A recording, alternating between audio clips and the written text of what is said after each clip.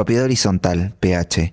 Disposiciones generales, concepto, constitución. Artículo 2037. La propiedad horizontal es el derecho real que se ejerce sobre un inmueble propio que otorga a su titular facultades de uso, goce y disposición material y jurídica que se ejercen sobre partes privativas y sobre partes comunes de un edificio de conformidad con lo que establece este título y el respectivo reglamento de propiedad horizontal. Las diversas partes del inmueble, así como las facultades que sobre ellas se tienen, son interdependientes y conforman un todo no escindible.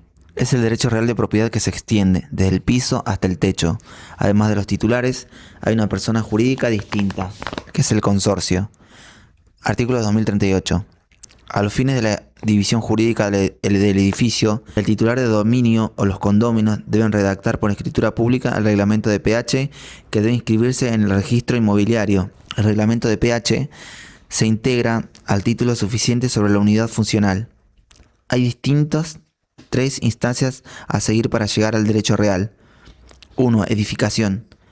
Varias personas deciden constituir sobre un terreno un edificio complejo, un titular de dominio o varios condóminos y deciden someter el inmueble al régimen del derecho real de PH y salir del dominio o condominio. Inscripción. Deben realizar un plan, presentarlo a la municipalidad y que ésta lo apruebe. Construcción debe cumplir requisitos del artículo 2039. Narrar el reglamento de PH en escritura pública y luego inscribirlo en el registro de la propiedad inmueble. Hasta acá hay estado de PH, no derecho, posibilitando división jurídica del inmueble en propiedades autónomas. Titularidad. Hay derecho real cuando las unidades funcionales se transfieran con título y modo a los respectivos titulares, al menos dos. Una vez constituido, puede una persona comprar todo y ser único propietario. Objeto del derecho. Partes comunes y privativas. Posibilidad de conversión. Objeto. Mediato. Partes comunes. Objeto inmediato, unidades funcionales. Todo inescindible, inmueble. El objeto es un inmueble edificado, cuyas unidades funcionales reúnan las características de independencia funcional y salida a la vía pública, y tenga partes comunes a todos los propietarios. Cosas y partes comunes. Unidad funcional. Artículo 2039. El derecho de PH se determina en la unidad funcional que consiste en pisos, departamentos, locales u otros espacios susceptibles de aprovechamiento por su naturaleza o destino que tengan independencia funcional y comunicación con la vía pública, directamente o por un pasaje común. La propiedad de la unidad funcional comprende la parte indivisa del terreno, de las cosas y partes de uso común del inmueble o indispensables para mantener su seguridad, y puede abarcar una o más unidades complementarias destinadas a servirla. La unidad funcional, para que el inmueble pueda ser sometido a régimen de PH, debe tener independencia funcional, autonomía necesaria para cumplir con el destino previsto en el reglamento y comunicación con la vía pública. Que cada titular, ocupante o usuario tenga acceso y egreso libre al exterior sin tener que atravesar sectores privativos. Unidades complementarias. Son sectores cuyo destino sea servir a las unidades funcionales que pueden pertenecer a todos o a algunos de los propietarios, e incluso el titular de una unidad puede adquirir una o más unidades complementarias de cualquier destino. Ejemplos: cocheras individuales, bauleras, guardamuebles. Son comunes a todas aquellas cosas y partes que pertenezcan a todos los titulares. La cuota parte ideal que cada propietario tenga sobre estas es proporcional al valor de su unidad. Esta proporción está fijada en el reglamento. Ejemplos: escaleras, ascensor. Sobre el carácter de ciertas cosas o partes, en caso de duda u omisión normativa, hay presunción de comunidad. Artículo 2040. Son comunes a todas o algunas de las unidades funcionales las cosas y partes de uso común de ellas o indispensables para mantener su seguridad y las que se determinan en el reglamento de PH.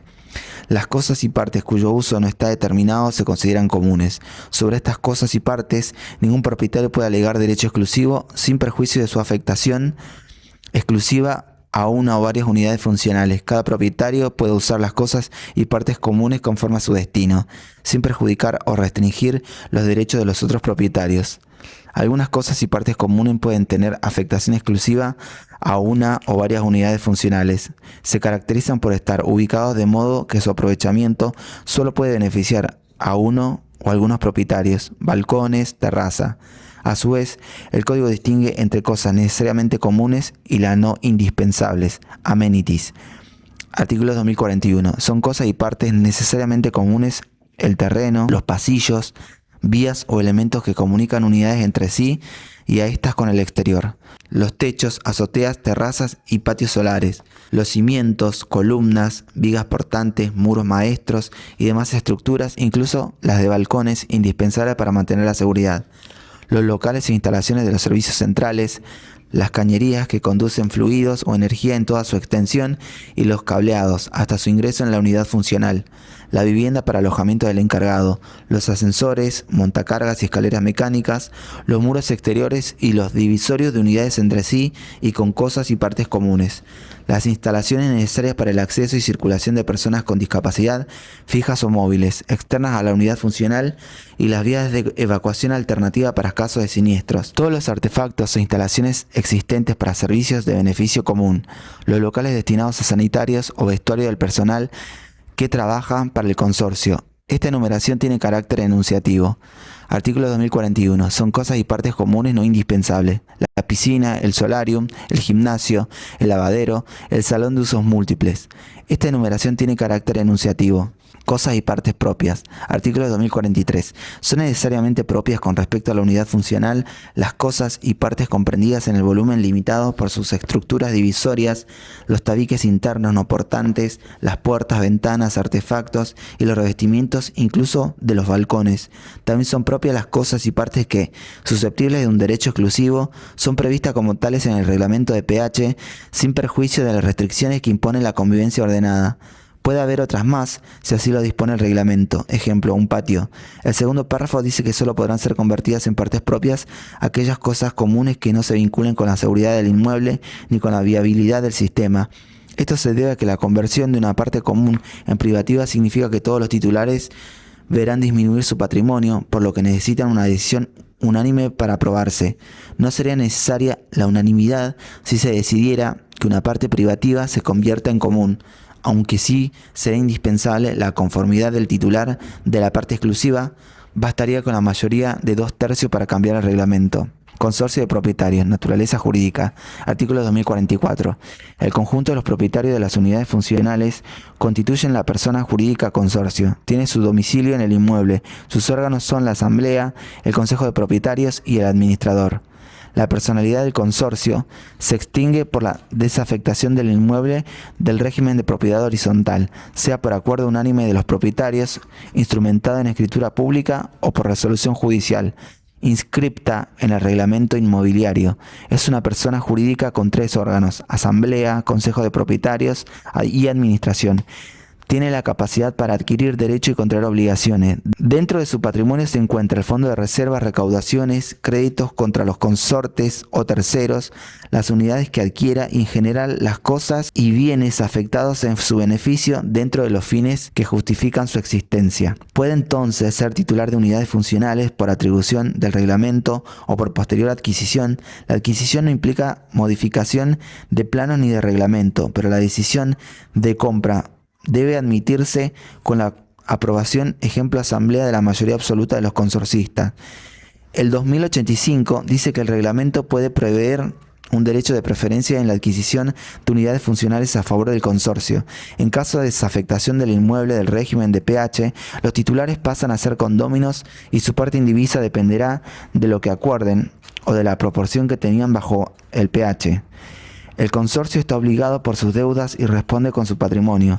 Cuando este es insuficiente, hay responsabilidad subsidiaria de los consorcistas en forma personal, facultades y obligaciones de los propietarios, supuesto especial de las expensas, facultades. Artículo 2045. Jurídicas. Cada propietario puede, sin necesidad de consentimiento de los demás, enajenar la unidad funcional que le pertenece o sobre ella constituir derechos reales o personales. La constitución, transmisión o extinción de un derecho real, gravamen o embargo sobre la unidad funcional comprende a las cosas y partes comunes y a la unidad complementaria, y no puede realizarse separadamente de estas. Son facultades similares a las que cuenta un dueño y hasta superiores a las de un condómino sobre su parte indivisa.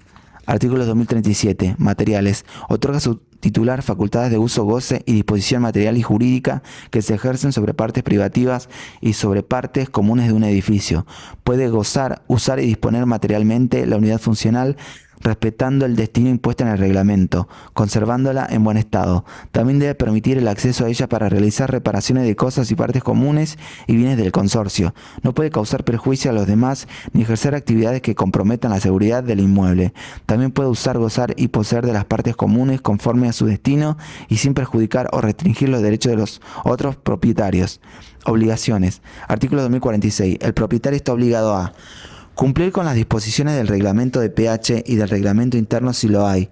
Conservar en buen estado su unidad funcional. Dueño debe hacerse cargo de los gastos necesarios para conservarlo. Igual nadie podrá exigir el cumplimiento, ya que cada titular tiene libertad de mantener su unidad en las condiciones que le plazca, para expensas comunes, ordinarias y extraordinarias, en la proporción de su parte indivisa. Contribuir a la integración del fondo de reserva si lo hay. La existencia no impuesta en el código está destinado a cubrir gastos extraordinarios, imprevisibles, indemnizaciones y despidos. Permitir el acceso a su unidad funcional para realizar reparaciones de cosas y partes comunes y de bienes del consorcio, como asimismo para verificar el funcionamiento de cocinas, calefones, estufas y otras cosas riesgosas o para controlar los trabajos de su instalación.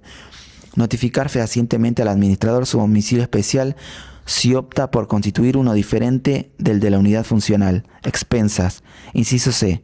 Son los gastos vinculados a las unidades funcionales y que contribuyen al mantenimiento y administración de las cosas y partes comunes. Artículo 2048. Cada propietario debe atender los gastos de conservación y reparación de su propia unidad funcional. Asimismo, debe pagar las expensas comunes ordinarias de administración y reparación o sustitución de las cosas y partes comunes o bienes del consorcio, necesarias para mantener en buen estado las condiciones de seguridad, comodidad y decoro del inmueble y las resultantes de las obligaciones impuestas al administrador por la ley, por el reglamento o por la asamblea.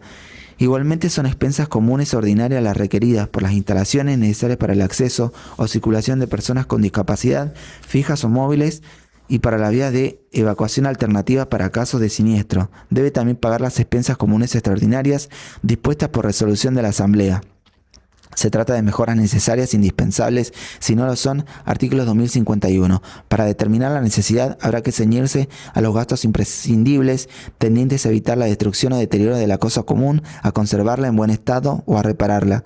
Se dividen extraordinarias, gastos importantes e imprevistos que deben decidirse en asamblea, y ordinarias, gastos normales y comunes. El código deja librado al reglamento la determinación de porcentaje por el que cada copropietario responde. Si este no dice nada, cada propietario lo hará en proporción de su parte indivisa. El artículo 2049 establece que los propietarios no pueden librarse del pago de ninguna expensa o contribución a su cargo, aun con respecto a las devengadas antes de su adquisición, por renuncia al uso y goce de los bienes o servicios comunes, por enajenación voluntaria o forzosa, ni por abandono de su unidad funcional. Tampoco pueden rehusar el pago de expensas o contribuciones ni oponer defensas por cualquier causa fundadas en derechos que ellos invoquen contra el consorcio, excepto compensación sin prejuicio de su articulación por la vía correspondiente. El reglamento de pH puede eximir parcialmente de las contribuciones por expensas a las unidades funcionales que no tienen acceso a determinados servicios o sectores del edificio que generan dichas erogaciones. Pueden existir uso y goce, pero eso no libera de contribuciones. Tampoco si se enajena la unidad o si se abandona y hay deuda, aunque el nuevo adquirente ahora también es deudor. Artículo 1937. El plazo de prescripción de las deudas por expensa es de 2 años. Artículo 2050. Además del propietario, y sin implicar liberación de éste, están obligados al pago de los gastos y contribuciones de la propiedad horizontal los que sean poseedores por cualquier título. La obligatoriedad de pagar expensas por parte de los poseedores mencionados acá no implica conferirles derecho para participar en la conformación del consorcio, de la asamblea o del consejo de propietarios. La existencia de otros obligados, si los hay, no libera al propietario, quien sigue siendo responsable frente al consorcio. Artículo 2048.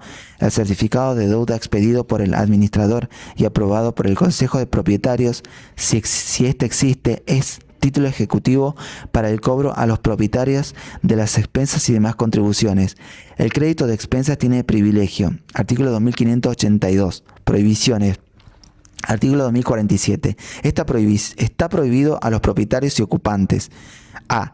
Destinar las unidades funcionales a usos contrarios a la moral o a fines distintos a lo previsto en el reglamento de pH, respetar el destino fijado en el reglamento.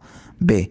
Perturbar la tranquilidad de los demás de cualquier manera que exceda la normal tolerancia, limitación similar a 1973. Al artículo 1973, propietario puede realizar sus actividades con los límites razonables para el común de la gente.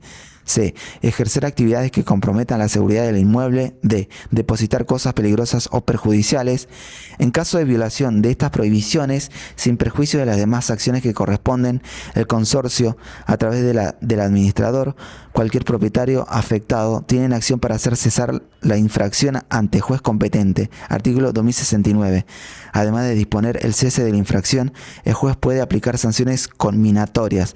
La acción que promueva el administrador o el propietario afectado debe sustanciarse por la vía procesal más breve, generalmente juicio sumarísimo o de incidentes, aunque dependerá de la legislación local. La acción prescribe a los 5 años, debiendo computarse desde que nace la acción. Reglamento de PH. Contenido: cláusulas reglamentarias y estatutarias. Modificación: es el estatuto fundamental que contiene la regulación de los derechos y obligaciones de los titulares de unidades funcionales bajo el régimen de PH. Describe las partes del edificio y la proporción en que las privativas participan en las comunes. Debe ser redactado por escritura pública e inscrito en el reglamento de propiedad de inmueble. Naturaleza jurídica: contrato, aun cuando haya sido redactado por único titular. El código establece su contenido mínimo. Artículo 2056.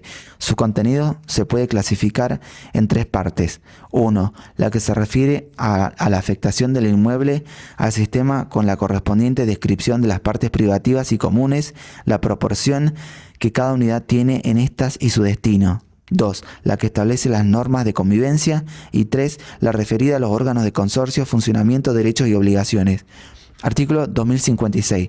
El reglamento de PH debe contener determinación del terreno, determinación de las unidades funcionales y complementarias, enumeración de los bienes propios, enumeración de las cosas y partes comunes, composición del patrimonio del consorcio, determinación de la parte proporcional indivisa de cada unidad, determinación de la proporción en el pago de las expensas comunes, uso y goce de las cosas y partes comunes, uso y goce de los bienes del consorcio, destino de las unidades funcionales, destino de las partes comunes, facultades especiales de las asambleas de propietarios, determinación de la forma de convocar la reunión de propietarios, su periodicidad y su forma de notificación. Especificación de limitaciones a la cantidad de cartas poderes que puede detentar cada titular de unidad funcional para representar a otros en asambleas. Determinación de las mayorías necesarias para distintas decisiones. Determinación de la mayoría necesaria para modificar el reglamento de la propiedad horizontal. Forma de computar las mayorías. Determinación de eventuales prohibiciones para la disposición o locación de unidades complementarias hacia terceros no propietarios. Designación, facultades y obligaciones especiales del administrador. Plazo de ejercicio de la función del administrador, fijación del ejercicio financiero del consorcio, facultades especiales del Consejo de Propietarios. Para modificarlo, debe haber resolución de los propietarios mediante una mayoría de 2/3 de la totalidad de los propietarios. Artículo 2057. El reglamento puede agravar esta mayoría, pero no disminuirla. Se calcula en la forma que prevé el reglamento. Si nada dice, doble exigencia del artículo 2060. La doctrina clasifica las cláusulas en estatutarias y reglamentarias. Las primeras son aquellas que se vinculan con los derechos patrimoniales de los distintos propietarios. Ejemplo, la que establece la distribución porcentual sobre bienes comunes y deben ser modificadas por unanimidad. Las reglamentarias se pueden modificar con 2/3. Aún en los asuntos que exigen unanimidad, podría requerirse judicialmente la modificación que se considera justa y necesaria para evitar arbitrariedades. Se trata de una facultad excepcional, ya que los jueces no pueden suplir a los contratantes. Antes de iniciar la vía judicial hay que intentar agotar la vía de la asamblea. A su vez, a fin de reglamentar sus derechos y obligaciones, los propietarios también pueden voluntariamente pactar la existencia de un reglamento interno donde suelen incluir cuestiones menores. Si existe, también tiene poder vinculante.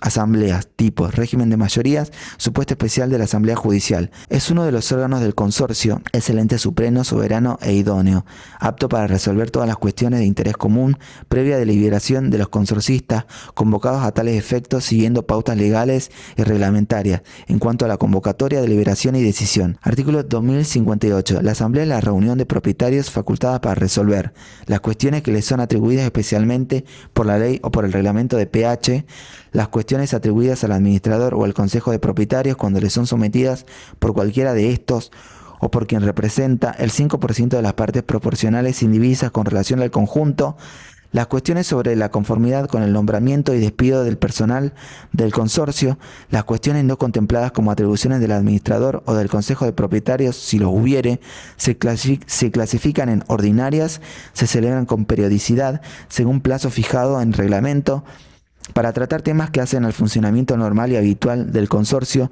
y extraordinarias, destinadas a solucionar asuntos de interés común que surjan ante situaciones imprevistas. Los legitimados para intervenir y decidir en la asamblea son los propietarios de las unidades funcionales. Si la unidad pertenece a más de una persona, solo tienen un voto. Si no hay acuerdo, artículo 1994, suerte. Poseedores y tenedores no tienen derecho a votar. Convocatoria. Artículo 2059. Los propietarios deben ser convocados a la asamblea en la forma prevista en el reglamento de propiedad horizontal, con transcripción del orden del día, el que debe redactarse en forma precisa y completa. Es nulo el tratamiento de otros temas, excepto si están presentes todos los propietarios y acuerden por unanimidad tratar el tema.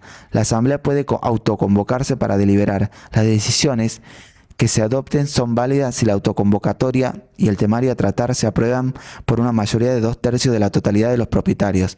Son igualmente válidas las decisiones tomadas por voluntad unánime del total de los propietarios, aunque no lo hagan en asamblea. La convocatoria la debe realizar el administrador, artículo 2067, y en su defecto el consejo de propietarios si lo hay. Si ambos lo omiten, se puede autoconvocar, artículo 2059. En cualquier caso, se debe hacer a través de un medio fehaciente, procurando constancia de recepción. Lo ideal es carta, documento o telegrama, pero como es costoso, se suele utilizar el método del aviso individual, que se reparte en cada unidad y se pide la firma de haber recibido la citación. El reglamento debe prever la forma de convocatoria y de notificación. La convocatoria debe incluir orden del día, es decir, enumeración de los temas que serán objeto de tratamiento y debate de la asamblea. Solo se pueden tratar esos y no otros, excepto que en la reunión estén todos presentes y por unanimidad acepten tratarlo. Quórum y mayorías. Teniendo en cuenta que los votos se cuentan sobre el total y no sobre los presentes, el quórum mínimo para sesionar coincide con la mayoría necesaria para la decisión que se pretende tomar. Reunido se vota sobre la decisión a tomar. Para ser aprobada, necesita mayoría suficiente. Artículo 2060. Las decisiones de la asamblea se adoptan por mayoría absoluta, computada sobre la totalidad de los propietarios de las unidades funcionales, y se forma con la doble exigencia del número de unidades y de las partes proporcionales indivisas de estas con relación al conjunto. La mayoría de los presentes puede proponer decisiones las que deben comunicarse por medio fehaciente a los propietarios ausentes y se tienen por aprobadas a los 15 días de notificados, excepto que estos se opongan antes por igual medio, con mayoría suficiente. El derecho a promover acción judicial de nulidad de la asamblea caduca a los 30 días contados desde la fecha de la asamblea. La doble exigencia significa que hay doble votación. Cada voto tiene un valor equivalente al porcentaje que tiene su unidad funcional, según reglamento parte ideal. 2. Cada unidad funcional tiene un voto. Se debe llegar a la mayoría absoluta en ambas opciones. A su vez, la mayoría de los presentes puede proponer una decisión y comunicarla a los ausentes. La decisión queda aprobada salvo que estos, antes de los 15 días, se opongan con una mayoría suficiente. Actas. El Código impone la necesidad de la constancia en actas de lo ocurrido y resuelto por la Asamblea. Artículo 2062. Sin perjuicio de los restantes libros referidos a la administración del consorcio, es obligatorio llevar un libro de actas de asamblea y un libro de registro de firma de los propietarios. Debe labrarse acta de cada asamblea en el libro respectivo, en el que los presentes deben firmar como constancia de su asistencia. Las firmas que suscriben cada asamblea deben ser cotejadas por el administrador con las firmas originales registradas. Las actas deben confeccionarse por un secretario de actas elegido por los propietarios. Estas deben contener el resumen de lo deliberado y la transcripción de las decisiones adoptadas y, en su caso, propuestas por la mayoría de los presentes, y ser firmadas por el presidente de la asamblea y 2 propietarios. Al pie de cada acta, el administrador debe dejar constancia de las comunicaciones enviadas a los ausentes, de las oposiciones recibidas y de las eventuales conformidades expresas. Nulidad de la asamblea. Si se realiza la asamblea sin una debida convocatoria, se tratan temas no incluidos en el orden del día. Se realiza una autoconvocatoria sin superar la cantidad de 2/3, se aprueban decisiones sin quórum y o sin ayuda, se adoptan decisiones ilegales o antirreglamentarias o irracionales, abusivas o arbitrarias o ajenas a la competencia de la asamblea, o de objeto ilícito o imposible, o contrarias al orden público o a las buenas costumbres. Que no haya asistido o haya votado en contra puede pedir su nulidad. La demanda debe dirigirse al consorcio. Se aplican las normas sobre nulidad de los actos jurídicos relativas susceptibles de confirmación. Artículo 386, artículo 393. Asamblea Judicial. Artículo 2063. Si el administrador o el consejo de propietarios en subsidio omiten convocar a la asamblea, los propietarios que representan el 10% del total pueden solicitar al juez la convocatoria de una asamblea judicial. El juez debe fijar una audiencia a realizarse en su presencia a la que debe convocar a los propietarios. La asamblea judicial puede resolver con mayoría simple de presentes. Si no llega a una decisión, decide el juez en forma sumarísima. Asimismo, y si corresponde, el juez puede disponer medidas cautelares para regularizar la situación del consorcio. No exige que se trate de medidas urgentes, pero se puede inferir que la asamblea judicial debe estar reservada para cuestiones de importancia. 6. Modificaciones en cosas y partes comunes. Artículo 2051. Para realizar mejoras u obras nuevas sobre cosas y partes comunes, los propietarios o el consorcio requieren consentimiento de la mayoría de los propietarios previo informe técnico de un profesional autorizado.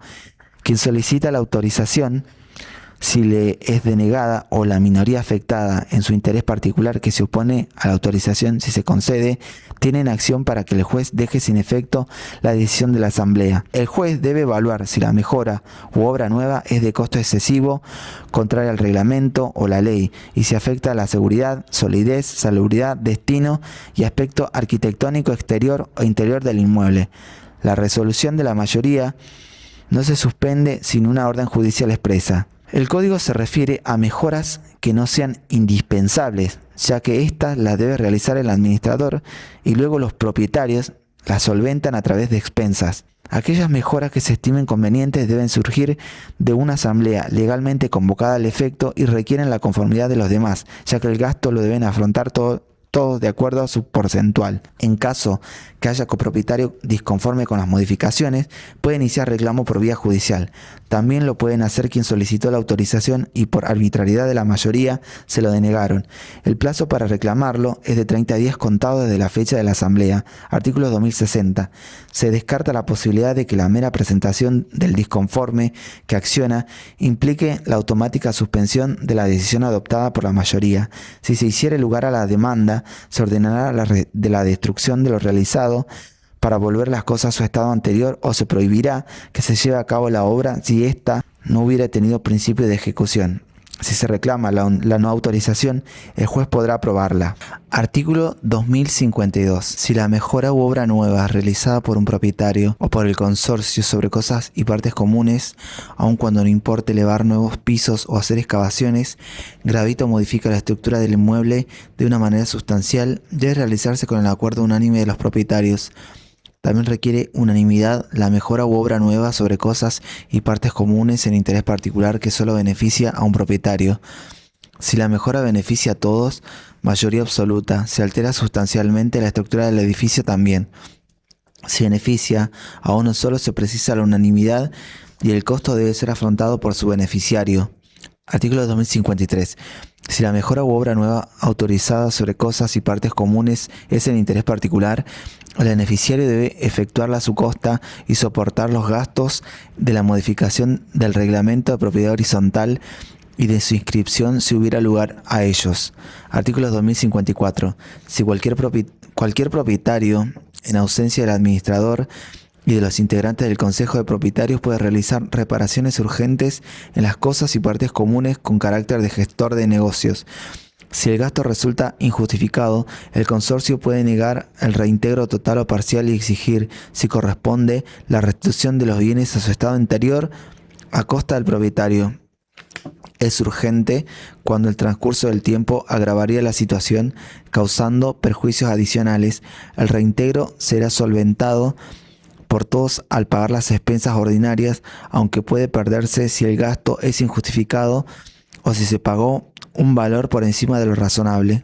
Artículo 2055. En caso de grave deterioro o destrucción del edificio, la asamblea, por mayoría que represente más de la mitad del valor, puede resolver su demolición y la venta del terreno y de los materiales, la reparación o la reconstrucción. Si resuelve la reconstrucción, la minoría no puede ser obligada a contribuir a ella y puede liberarse por transmisión de sus derechos a terceros dispuestos a emprender la obra. Ante la ausencia de interesados, la mayoría puede adquirir la parte de los disconformes según valuación judicial. La decisión debe ser tomada por mayoría absoluta, mayoría con doble exigencia. Si se resuelve reconstruir el edificio, la minoría puede ceder sus derechos a terceros, pero si no hay interesados, la mayoría puede adquirirlos. Si tampoco lo quieren, demolición, salvo que la mayoría quiera soportar íntegramente el costo. Administrador, designación y remoción, deberes y facultades. Es el representante legal del consorcio y su órgano ejecutivo. Puede serlo un propietario o un tercero, persona humana, jurídica, unipersonal o colegiado. Artículo 2065. El administrador es el representante legal del consorcio con el carácter de mandatario. Puede serlo un propietario o un tercero, persona humana o jurídica. Remoción y designación. Artículo 2066. El administrador designado en el reglamento de propiedad horizontal cesa en la oportunidad de la primera asamblea si no es ratificado en ella. La primera asamblea debe realizarse dentro de los 90 días de cumplidos los 2 años del otorgamiento del reglamento o del momento en que se encuentren ocupadas el 50% de las unidades funcionales, lo que ocurra primero. Los administradores sucesivos deben ser nombrados y removidos por la asamblea, sin que ello importe la reforma del reglamento de propiedad horizontal. Pueden ser removidos sin expresión de causa. Así, el primer administrador está elegido y designado en el reglamento. Los demás son designados y removidos por la asamblea. Derechos y obligaciones. Artículo 2067. El administrador tiene los derechos y obligaciones impuestos por la ley, el reglamento y la asamblea de propietarios. En especial debe convocar a la asamblea y redactar el orden del día, ejecutar las decisiones de la asamblea, atender a la conservación de las cosas y partes comunes y a la seguridad de la estructura del edificio y dar cumplimiento a todas las normas de seguridad y verificaciones impuestas por las reglamentaciones locales, practicar la cuenta de expensas y recaudar los fondos necesarios para satisfacerlas, para disponer total o parcialmente de fondo de reserva ante gastos imprevistos y mayores que los ordinarios. El administrador debe requerir la autorización previa del Consejo de Propietarios. Rendir cuenta documentada dentro de los 60 días de la fecha de cierre del ejercicio financiero fijado en el reglamento de propiedad horizontal. Nombrar y despedir al personal del consorcio con acuerdo de la asamblea convocada al efecto. Cumplir con las obligaciones derivadas de la legislación laboral, previsional y tributaria. Mantener asegurado el inmueble con un seguro integral de consorcio que incluya incendio, responsabilidad civil y demás riesgos de práctica, aparte de asegurar otro riesgo que la asamblea resuelva cubrir. Llevar en legal forma los libros de actas de administración, de registro de propietarios, de registro de firmas y cualquier otro que exija la reglamentación local. También debe archivar cronológicamente las liquidaciones de expensas y conservar todos los antecedentes documentales de la constitución del consorcio y de las sucesivas administraciones. En caso de renuncia o remoción, dentro de los 15 días hábiles, debe entregar al Consejo de Propietarios los activos existentes, libros y documentos del consorcio y rendir cuenta documentada. Notificar a todos los propietarios inmediatamente y en ningún caso después de las 48 horas hábiles de recibir la documentación respectiva la existencia de reclamos administrativos o judiciales que afecten al consorcio. A pedido de parte interesada, expedir dentro del plazo de 3 días hábiles el certificado de deudas y de créditos del consorcio, por todo concepto, constancia de la existencia de reclamos administrativos o judiciales e información sobre los seguros vigentes. Representar al consorcio en todas las gestiones administrativas y judiciales como mandatario exclusivo con todas las facultades propias de su carácter de representante legal. Enumeración no taxativa. Tiene los derechos otorgados por la ley, el reglamento y la asamblea. Responsabilidad de los administradores. Artículo 2160. Los administradores responden en forma ilimitada y solidaria frente a la persona jurídica, sus miembros y terceros, por los daños causados por su culpa en el ejercicio o con ocasión de sus funciones por acción u omisión. Consejo de Propietarios, Subconsorcio, Consejo. Es un órgano del consorcio que sirve de nexo entre los consorcistas y el administrador. El reglamento debe fijar sus facultades de modo que, además de lo previsto en esta norma, puede tener otra más. Artículo 2064. La Asamblea puede designar un consejo integrado por propietarios con las siguientes atribuciones: convocar a la asamblea y redactar el orden del día si por cualquier causa el administrador omite hacerlo, controlar los aspectos económicos y financieros del consorcio, autorizar al administrador para disponer del fondo de reserva ante gastos imprevistos y mayores que los ordinarios, ejercer el administrador del consorcio en caso de vacancia o ausencia del administrador y convocar a la asamblea si el cargo está vacante dentro de los 30 días de producida la vacancia. Excepto los casos indicados en este artículo, el Consejo de Propietarios no sustituye al administrador ni puede cumplir sus obligaciones. Subconsorcio. En edificios cuya estructura o naturaleza lo haga conveniente, el reglamento de pH puede prever la existencia de sectores con independencia funcional o administrativa en todo aquello que no gravita sobre el edificio en general. Cada sector puede tener una subasamblea cuyo funcionamiento y atribuciones deben regularse especialmente y puede designarse a un subadministrador del sector. En caso de conflicto entre los diversos sectores, la asamblea resuelve en definitiva. Frente a terceros, responde todo el consorcio sin tener en cuenta los diversos sectores que lo integran. Se permite la existencia de subconsorcios, aunque el administrador será uno solo para todo el inmueble. Así, cada sector podrá decidir y resolver sobre sus gastos y soportarlos, pero bajo una misma administración y sin división alguna del consorcio. Extinción del régimen.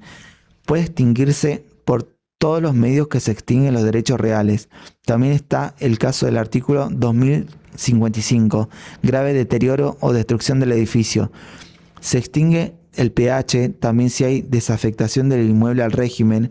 Los titulares pasan a ser condóminos y su parte indivisa dependerá de lo que acuerden o de la proporción que tenían bajo el pH. Referencia al régimen de prehorizontalidad, régimen legal. Tiene la finalidad de proteger a los adquirentes de unidades aún no construidas. Es un sistema de seguro obligatorio a favor de los adquirentes que los cubran ante el riesgo del fracaso de la operación de acuerdo a lo convenido. Artículo 2070. Los contratos sobre unidades funcionales celebrados antes de la constitución de la propiedad horizontal están incluidos en las disposiciones de este capítulo. Artículo 2071. Seguro obligatorio. Para poder celebrar contratos sobre unidades construidas o proyectadas bajo el régimen de pH, el titular del dominio del inmueble debe constituir un seguro a favor del adquirente para el riesgo del fracaso de la operación de acuerdo a lo convenido por cualquier razón y cuya cobertura comprende el reintegro de las cuotas abonadas con más un interés retributivo o en su caso la liberación de todos los gravámenes que el adquirente no asume en el contrato preliminar. El incumplimiento de la obligación impuesta en este artículo priva al titular del dominio de todo derecho contra el adquirente a menos que cumpla íntegramente con sus obligaciones, pero no priva al adquirente de sus derechos contra el enajenante. Artículo 2072. Están excluidos los contratos siguientes: aquellos en los que la constitución de la propiedad horizontal resulta de la partición o liquidación de comuniones de cosas o bienes o de la liquidación de personas jurídicas, los que versan sobre inmuebles del dominio privado del Estado, los concernientes a construcciones realizadas con financiamiento o fideicomiso de organismos oficiales o de entidades financieras especialmente calificadas por el organismo de control, si de sus cláusulas resulta que los contratos definitivos con los adquirentes deben ser celebrados por el ente financiador o fiduciario, a quien los propietarios deben otorgarle poder irrevocable a ese fin.